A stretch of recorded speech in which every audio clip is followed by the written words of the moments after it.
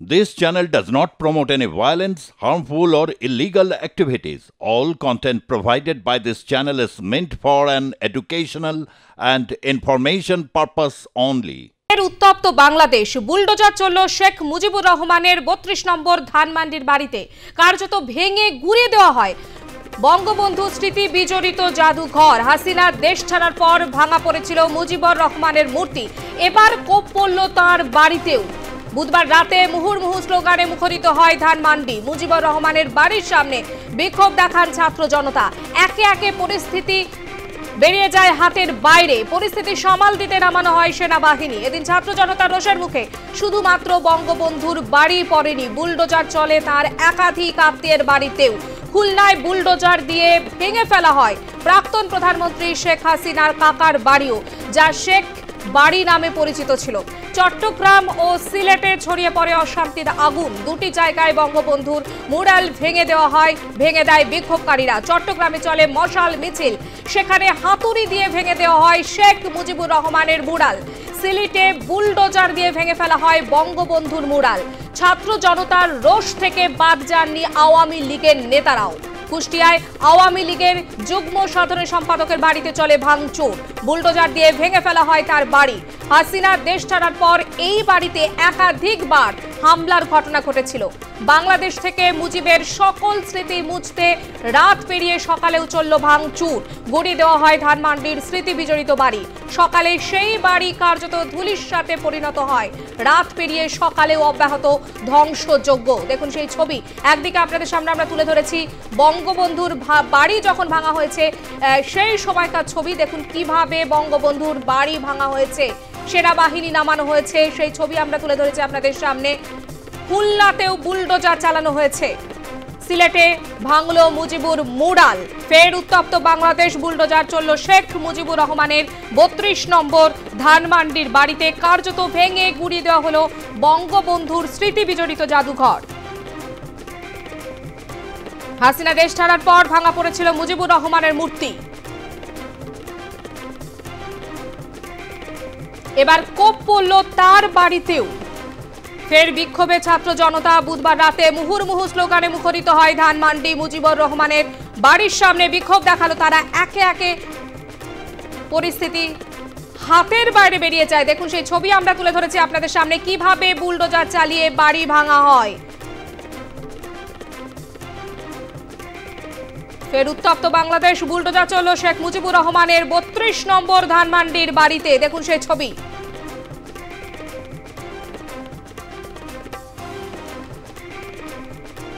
বেশ কিছুদিন ধরে উত্তপ্ত বাংলাদেশ। শেখ হাসিনা ক্ষমতাচ্যুত হওয়ার পর থেকে আমরা দেখেছি যে উত্তপ্ত হয়ে উঠেছিল বাংলাদেশ, কিন্তু সেই উত্তপ্ত পরিস্থিতি বজায় ছিল শেখ হাসিনা ক্ষমতাচ্যুত হওয়ার আগের থেকে উত্তপ্ত বাংলাদেশ।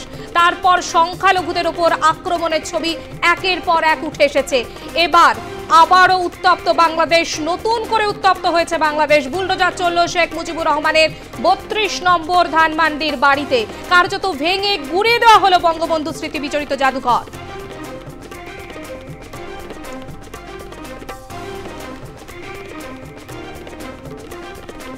ফের উত্তপ্ত বাংলাদেশ, বুলডোজার চলল শেখ মুজিবুর রহমানের ৩২ নম্বর ধানমন্ডির বাড়িতে। কার্যত ভেঙে গুঁড়িয়ে দেওয়া হলো বঙ্গবন্ধু স্মৃতি বিজড়িত জাদুঘর।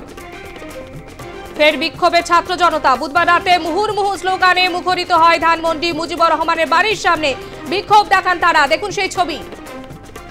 আমাদের সঙ্গে টেলিফোন লাইনে রয়েছেন আন্তর্জাতিক সম্পর্ক বিশেষজ্ঞ রাজাগোপাল ধর চক্রবর্তী। আমরা দেখেছি যে শেখ হাসিনা তিনি পদত্যাগ করার আগে থেকে উত্তপ্ত বাংলাদেশ, তারপর সংখ্যালঘুদের উপর একের পর এক আক্রমণের ছবি উঠে এসেছে।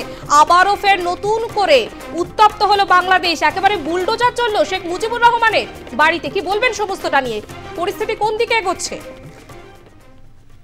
দেখুন, বাংলাদেশে যে উপদেষ্টা সরকার এসেছে 6 মাস হলো, 6 মাস মোটামুটি ভালো সময় কাজ করা, কিছু দেবার। সাধারণ মানুষের আশা প্রত্যাশা ছিল একজন নোবেল জয়ী মানুষ আছেন, তিনি হয়তো দেশের সামাজিক মানুষের যে সমস্ত আর্থিক দুরবস্থা আছে সেগুলো দূর করবেন, জিনিসপত্রের যে লাগাম ছড়া দাম বৃদ্ধি হচ্ছে সেগুলো রোধ করবেন, এবং একই সঙ্গে এই যে নতুন কর্মসংস্থান এবং মানুষ যাতে চাকরি নিরাপত্তা পায় সেগুলো দেখবেন। তো এগুলো কোনোটাই হয়নি। করলেই সম্ভব নয়, যারা সরকারে আছে বুঝে যাচ্ছে। কিন্তু মানুষকে তো হতাশ রাখলে চলবে না, মানুষকে একটা আশা দিতে হবে। সেই আশাটা হচ্ছে যে একটা ধর্মান্ধতার আশা, মৌলবাদের আশা। দেশটা এতদিন উচ্ছন্নে গেছে, কেননা সে ধর্মনিরপেক্ষতার কথা বলেছে, সে গণতন্ত্রের কথা বলেছে। দেশকে এখন ধর্মান্ধতার মোহের মোড়কে যদি মরে রাখা যায়, তাহলেই দেশটা বোধহয় উন্নতি হবে, এবং গণতন্ত্র থেকে সরে আসা যায় তাহলে উন্নতি হবে। অর্থাৎ যেই মানুষটা দেশকে গণতান্ত্রিক প্রজাতন্ত্র উপহার দিয়েছে, গণতান্ত্রিক সংবিধান দিয়েছে, ধর্মনিরপেক্ষতার বাণী শুনিয়েছে, সেই মুজিবুর রহমানকে যদি সরিয়ে ফেলা, তার যাবতীয় স্মৃতি যদি মুছে ফেলা যায়, তাহলেই বোধহয় দেশটা মুক্তি পাবে। এই ধরনের একটা বার্তা দেওয়া হচ্ছে, সাধারণ মানুষ উল্লসিত হচ্ছে, তার বাড়ি ভেঙে তারা ভাবছে বুঝি সত্যি দেশ স্বাধীনতা হচ্ছে। কিন্তু যে জাতি তার ঐতিহ্য ভুলে যায়, যে জাতি তার ইতিহাস বলতে থাকে, সে জাতির খুব একটা অগ্রগতি আছে বলে কোনো ইতিহাস এখনো দেখা যায়নি। কিন্তু অবাক করা ব্যাপার, বাংলাদেশে যা ঘটে গেল তাকে প্রতিবাদ করার জন্য কোনো মানুষ সেখানে নেই।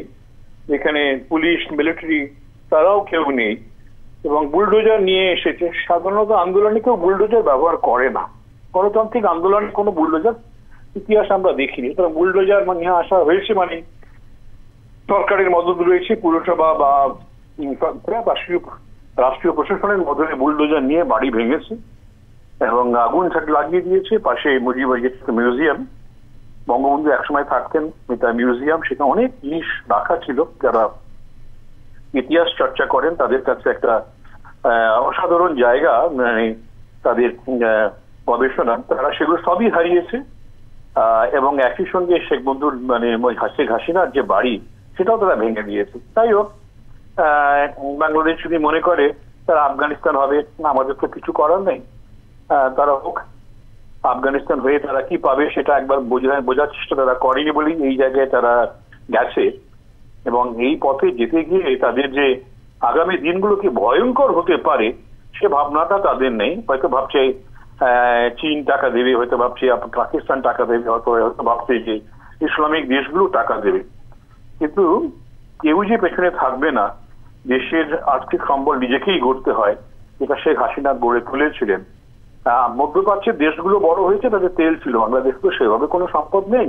সুতরাং যারা বোকামি করে মানুষকে ধর্মান্ধতায় নিয়ে যাচ্ছে, তারা দেশকে কয়েক যুগ পেছনে ফেলে দিচ্ছে, এটাই বলা যেতে পারে। এবং আশু কোনো পরিত্রাণ দেখতে পাচ্ছি না। আশা ছিল মিলিটারি হয়তো এই যে অরাজকতা চলছে সেটা রুখতে এগিয়ে আসবে, তারা আসেনি, তার আগামী দিনও আসবে বলে মনে হয় না। আর উত্থান, মানুষের তৃতীয় উত্থান, সেটাও আমরা দেখছি না।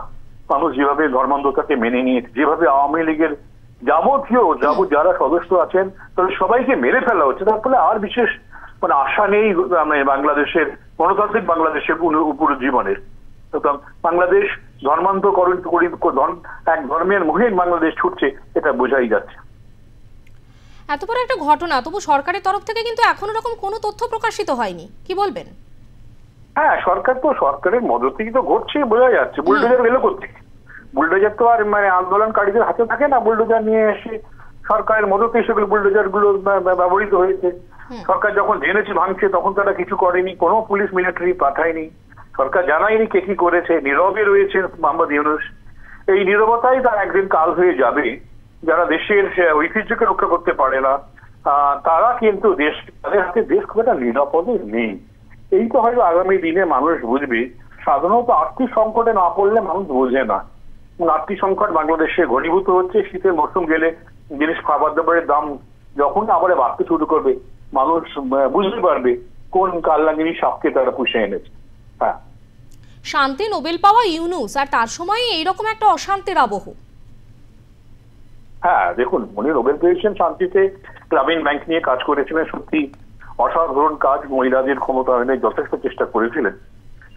কিন্তু এখন যেটা করছেন যে তারপরে উনি ওনার ক্ষমতা বাড়াতে গিয়ে ওনার নানান ধরনের প্রকল্পে জড়িয়ে পড়লেন। সুদখোর ইউনূস হিসেবেই তার পরিচিতি হলো, এবং শেখ হাসিনা তার প্রতি একের পর এক কেস নিয়ে আসাতে তিনি দেশ ছাড়লেন, এবং দেশ ছেড়ে শেখ হাসিনাকে কি করে জবাব দেবে সেই প্রত্যাশা, সেই এটাতেই জোটবদ্ধ হয়েছিলেন বিভিন্ন গোষ্ঠীর সাথে, ISI এর সাথে, ডিপ স্টেটের সাথে। সফল হয়েছেন, কিন্তু এখন যে বাংলাদেশকে যে সুন্দর শাসন দেবার কথা সেটা উনি দিতে পারছেন না, দিতে অপারগ। এবং শান্তির জন্য নোবেল পেলেও তার ভেতরে কোনো শান্তির বার্তা নেই, অশান্তির বার্তা রয়েছে। তাকে যেভাবে যে উনি বলছেন শেখ হাসিনা টাকা নিয়েছে, আবার উল্টো ভাবে দেখা যাচ্ছে উনি গ্রামীণ ব্যাংক তাদের মাধ্যম দিয়ে প্রচুর টাকা বাইরে নিয়ে গেছে। যাই হোক, কোনোদিন খুব ছোট্টটা কোনোদিনই আমরা পাবো না। বাংলাদেশে কি ঘটছে না ঘটছে, এক শাসক আসছে আর এক শাসকের যাবতীয় জিনিস মুছে ফেলছে, তার ফলে কোনো সত্যই হয়তো কোনোদিন প্রকাশ পাবে না। তবে যে কাজটা শেখ ইউনূস করে যাচ্ছেন, সে দেশের গণতন্ত্রকে রক্ষা করতে পারছেন না, সংখ্যালঘু নিরাপত্তা দিতে পারছেন না, সেটা একটা অমার্জনীয় মানবতার কাছে উনি অপরাধ করছেন বলে আমার ধারণা। অনেক ধন্যবাদ। আমরা কথা বলছিলাম আন্তর্জাতিক সম্পর্ক বিশেষজ্ঞ রাজাগোপাল ধর চক্রবর্তীর সঙ্গে।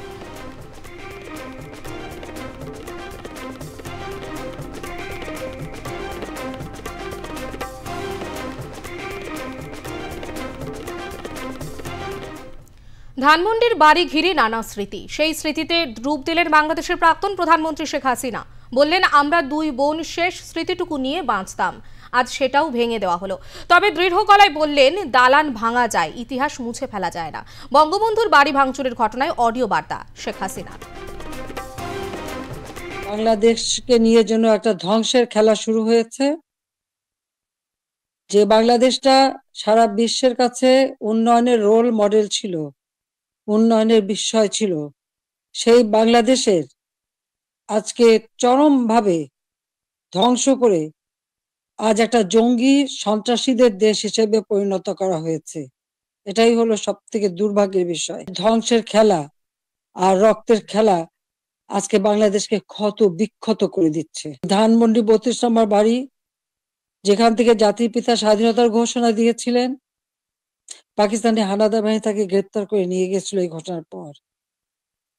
তখন এই বাড়িটা তারা লুটপাট করেছিল, কিন্তু আগুন দিয়ে পোড়ায়নি, ভাঙেনি। কিন্তু বাংলাদেশের এই বিধ্বস্ত বাংলাদেশকে গড়ে তোলেন। রাষ্ট্রপতি হিসেবে তিনি কিন্তু রাষ্ট্রপতি ভবনে থাকেননি, বা প্রধানমন্ত্রী হিসেবে প্রধানমন্ত্রী ভবনে থাকেননি। এই ছোট বাড়িটা, যে বাড়িটা আমার মা অনেক কষ্ট করে প্রতিটি ইট নিজের হাতে গেড়ে তিনি এই বাড়িটা গড়ে তুলেছিলেন। ওই বাড়িতেই 15ই আগস্ট আমার বাবা জাতির পিতা বঙ্গবন্ধু শেখ মুজিবকে হত্যা করা হয়। আমার মা বেগম ফজিলাতুন্নেসা মুজিবকে হত্যা করে। নিজেই ওখানে চলে গেছেন তার সমন্বয়কদের সাথে নিয়ে, উপদেষ্টাদের সাথে নিয়ে। তিনিও বোধহয় লুটপাট করতে গিয়েছিলেন।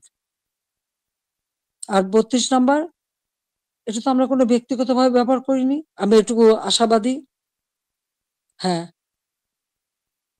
আমাদের যে স্মৃতিটুকু নিয়ে দুই বোন বেঁচেছিলাম, আজকে সেই স্মৃতিটুকু ভেঙে ফেলা হচ্ছে।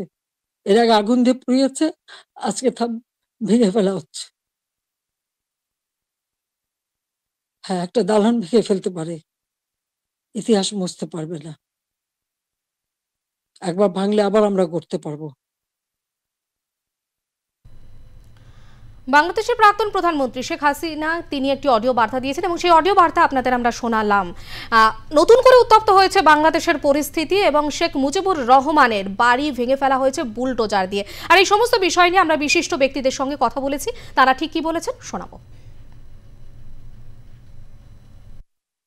এভাবে নিজেদের ইতিহাসকে মুছে ফেলা এই একটা অন্ধ হিংস্রতার সঙ্গে এরকম আমরা পৃথিবীর কোন দেশে দেখিনি। তবে একটাই কথা, যে দেশটা তো একটা দেশের মাঝখানে লেখা হয় না, ইতিহাস সাবজেক্টেই লেখা হয়। ফলে বাংলাদেশের ইতিহাস ওইভাবে মুছে ফেলা যাবে না, ধানমন্ডির বাড়িটিকে ধ্বংস করেও মুছে ফেলা যাবে না বলেই আমি মনে করি। যাই হোক, দেখতে যেটা অবাক লাগলো এবং আমরা আহত হলাম, স্তম্ভিত, যে সরকার, এখনকার সরকার এ ব্যাপারে কোনো পদক্ষেপই নিল না। আগে থেকে জানা গিয়েছিল এটা হবে, কিন্তু ডক্টর মোহাম্মদ ইউনূস চুপচাপ রইলেন, সৈন্যরা, পুলিশ এবং বুদ্ধিজীবীরা অত চুপচাপ থাকবেন, তারা আতঙ্কিত আছেন বলে মনে হয়। এইটা একটা ভয়ঙ্কর ব্যাপার। পৃথিবীর ইতিহাসে বাংলাদেশ নিজেদের লজ্জাটাও বোধ করছে না, যে এইটাই আমার কাছে খুব আশ্চর্য। বাংলাদেশ আর্মি যেটা গতকাল যে করলো, এটা লজ্জার বিষয় আছে। আপনার এটা বাংলাদেশ আর্মি পুরো বিশ্বে যারা ওরা ইউএন মিশনে গিয়ে এটা যা কাজ করছে, ওর জন্য যারা সম্মান অর্জিত করেছে, এই ওয়াকুরুজ্জামান ওদের ইজ্জতটা একদম শেষ করে ফেললেন। ইনি সমন্বয়কারী, এরা পড়ুয়া যাদের বলা হয়, ওদেরকে কন্ট্রোল করতে পারেননি। বাংলাদেশের যেটা মান সম্মান আছে সবটা গতকাল হারিয়ে ফেললেন উনি। তার মানে উনি কন্ট্রোল করতে পারছেন না নিজের দেশে।